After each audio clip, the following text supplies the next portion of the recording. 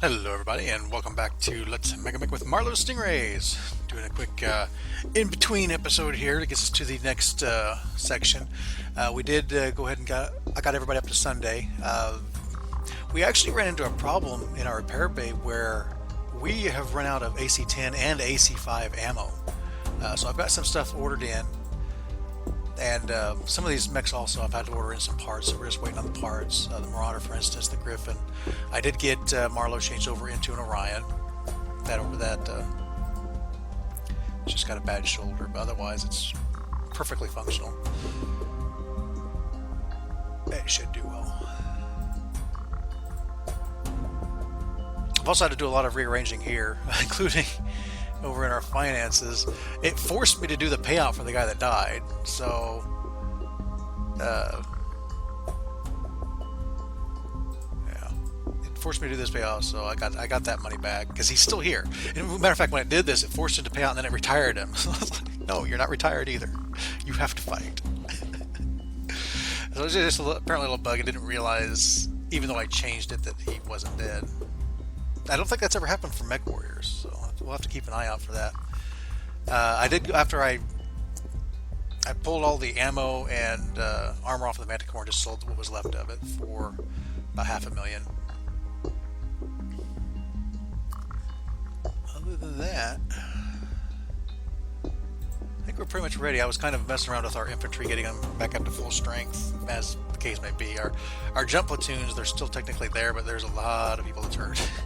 So we'll probably have to hold off on using them for the future, for at least the immediate future, because some of these people are really hurt. Once they get a little bit further along, we'll matter of fact, let's go ahead and do a quick mass training here of our soldiers.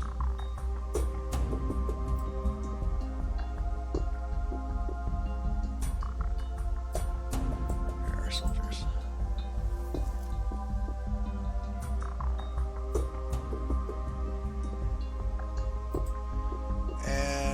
Want their skill and the gunnery to go up. So who can actually go up in gunnery? Or small arms. Small arms is what I'm after. Quite a number of people, actually. 33 eligible. Boom. They're better. And that should do well for now. I don't think there's anything really pending in the hangar, so let's go ahead and get over here to the next week. And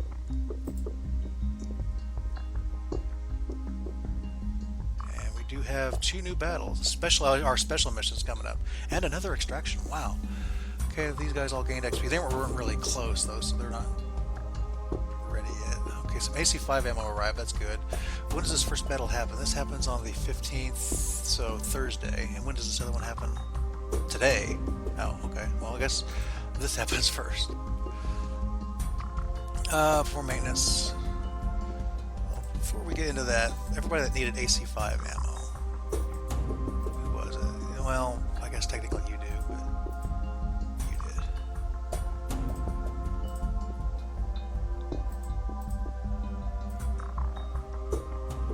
It's AC-10 actually you're running closer, further out on, because I used a lot of AC-10 on that striker.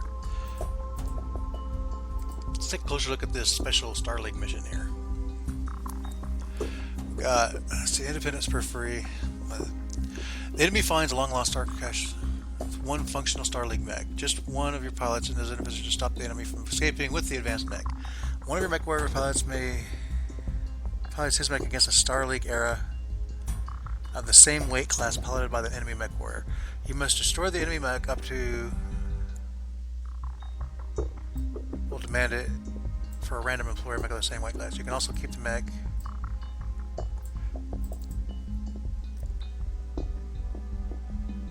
But surely that's not what we're fighting over.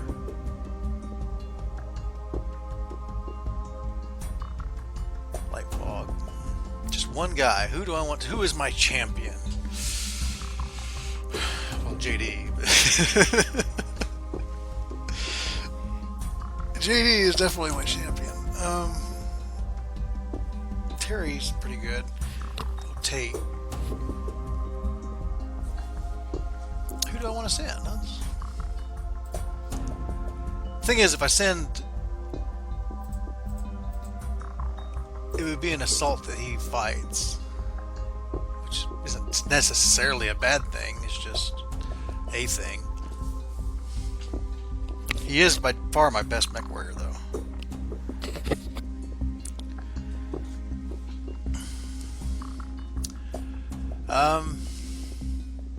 Yeah.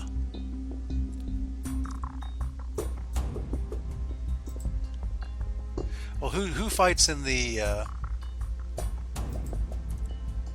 Actually, who fights in this one? This is going to be Command Lay. Okay, so Major Marlow himself will be involved with this.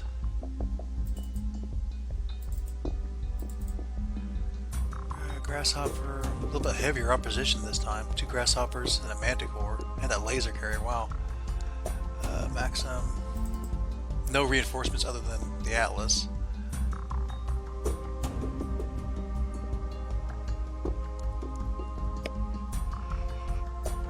Well,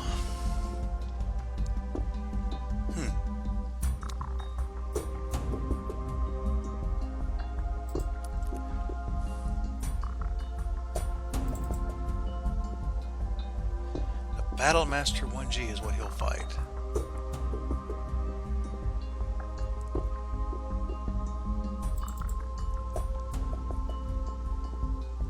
I can kind of kite that.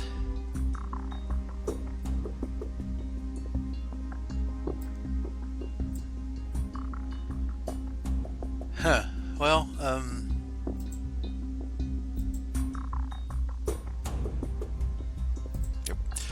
I guess next time that's what we will be doing. So a real short episode this time. I'm sure anything I want to go over. Actually, yeah. I was going to do this in like a bonus Megamek episode, but since I find myself with extra time now, just a couple of notes. Other than the book thing, that's one of the things I was going to cover, and I ended up doing it anyway. But I am going to change the format of how I put these in playlists. I don't know how many of you actually follow the playlist, but for those of you that do, and I'll probably remind you when I get to the end, but at the end of this contract, I'm actually going to start separating them by contract, with just basically starting over from one, from contract 3, episode 1, and so forth, because we're starting to get into like really big numbers, and I kind of want to like have each contract kind of be a potential jumping on point for people, if that makes sense to anybody. Because right now it's like we're in the middle of the second contract, and I keep adding new content, so anybody who's new to the channel will feel compelled to start with my first one, which is good. He's fine. I'm happy if people watch it, but I kind of feel like I am getting a little bit better and better as I go. So, hopefully, like, they'll see, like, so contract 3, part 1. Okay, I think part 1 is a good starting on point. I am still going to also subdivide by seasons as well. See, the seasons, what that's going to be is just basically impactful events in the BattleTech universe that separate, that distinguish that. Whereas for an actual mercenary unit, what really distincts their time periods is what this is their contracts. Like contract 1, it's kind of a time period for them. It's separate, but the bigger events will impact things and like how we approach contracts and so forth. And one other thing is I'll mention is I am still kind of looking for a little bit of feedback on the potential rules changes I'm going after. I am going to post up a rough draft of the ideas I have in the community group I have on Steam. So anybody that wants to comment there, they can, or thumbs up, thumbs down, just tweak the numbers, because a lot of the numbers I'm running up with is I think will work, but some different perspectives are very much welcome. What I don't want to happen is I don't want this to become too easy, which is part of the reason I'm changing some of the rules. Like, remember, I'm going to go ahead and pull up a little document here. Not that one. That's just my notes for who's who on this current contract. There we are. Well, the infantry overhaul, I've already mentioned it, and this kind of goes in with the aerospace, and also vehicles are all going to be overhauled into like a different system that basically works like the infantry system does now. I'll get in a little bit more detail on that. Acquisition time, I know I've mentioned this before. What I'm thinking about now is like bumping it up by 1 dice, but then changing, so it's not drastic, but then going in and changing like the retry, because right now like every day they can try again. I'm going to change the retry to every 7 days, so if they fail they have to try again in 7 days. that's kind of where I am right now with that. Sort of OB, yeah, that's more of like notes of what to do between, which I kind of need to do. I need to like have a little list, because another thing I need to actually add is your ranks and retirement. Now these three down here are kind of like things I've been thinking of additionally.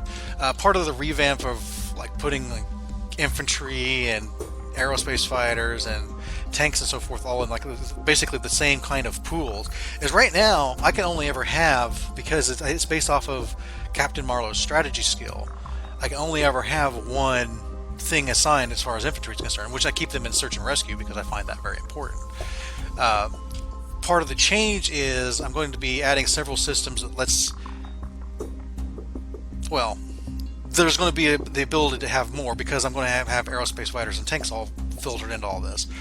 So I don't want to get into too deep into the rules there, because it's still a little bit in flux and it would actually take me a while to explain. But part of that though is, since I will be able to have like multiple people and like, for example, search and rescue, I don't want it to be like a guaranteed thing. So what I'm thinking about doing is, when you're in search and rescue mode, basically you have a role. I'm going to require like anybody who's in that role to have the medic skill, and I might, like the current guy that's been in there, I might just go ahead and give her to her for free. But when they go in and try to rescue somebody, they basically make a roll, and if they make that roll, then yeah, they can bring it down by one. Or we don't have to wait until they're dead. So using this system, I could also say, well, this guy has like 5 hits. I would kind of like to maybe bring that back up a little bit. So I use one of my search and rescue guys to do a roll just to bring it down by one. So, and also like I would have like several, if one failed, I can bring in another one to try, something along those lines. So that's kind of a change I'm thinking about for search and rescue. Of course, that's all going to come into the play of how I'm dealing with the different categories you can put, the aerospace fighters, infantry, and tanks in. Another thing is buying non-combat vehicles. There's a lot of vehicles that just will never come up as like salvage, and will never come up as like something you can buy in the market. And for example, like MASH trucks, because I was looking at that thinking, this would be kind of cool for a system using inside the search and rescue and so forth. And there's other vehicles as well I was kind of looking at. It's like, these never come up. Artillery vehicles, for example, they never come up. So I'm still very much in flux of how I want to handle that. I kind of have an idea, but be interested in your guys' input. What I'm thinking of is, and it kind of goes back into the whole infantry revamp, is basically, instead of just relying on Major Marlow's strategy skill, it's like he's the battalion commander, and it filters down to the companies, and I'll put like the different sections like in the companies themselves. So, and then the company will be able to assist, but then we'll also be able to assign like administrative personnel, like and they'll do different things. For example, like